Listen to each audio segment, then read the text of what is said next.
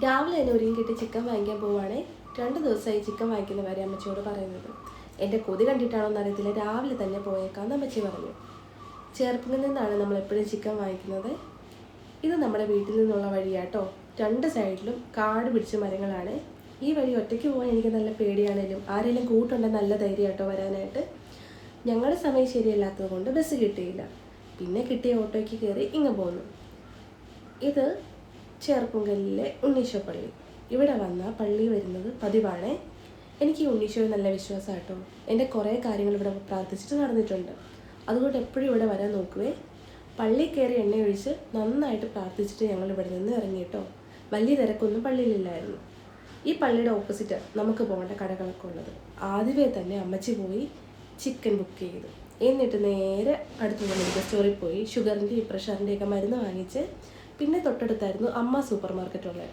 അവിടെയും കയറി കുറച്ച് സാധനങ്ങളൊക്കെ മേടിക്കാനുണ്ടായിരുന്നേ. മെയിനായിട്ടും അമ്മച്ചിക്ക് നോക്കാനുള്ള മോപ്പായിരുന്നു. അവിടെ തന്നെ കുറേ മോപ്പെല്ലാം ഉണ്ടായിരുന്നു. പിന്നെ ഒരു മോപ്പും എടുത്ത് കുറച്ച് സാധനങ്ങളും മേടിച്ചു. എനിക്ക് വേണ്ടി ഞാൻ മെയിനായിട്ടും 2-3 ചോക്ക് വാങ്ങിച്ച്.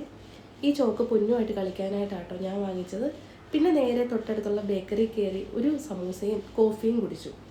പിന്നെ പൊന്നിന് വേണ്ടിയിട്ട് കുറച്ച് സ്നാക്സും വാങ്ങിച്ച് ഞങ്ങൾ ഇറങ്ങിയിട്ടോ. അപ്പോൾ പിന്നെ ഇന്ന് ഇത്രയേ ഉള്ളേ.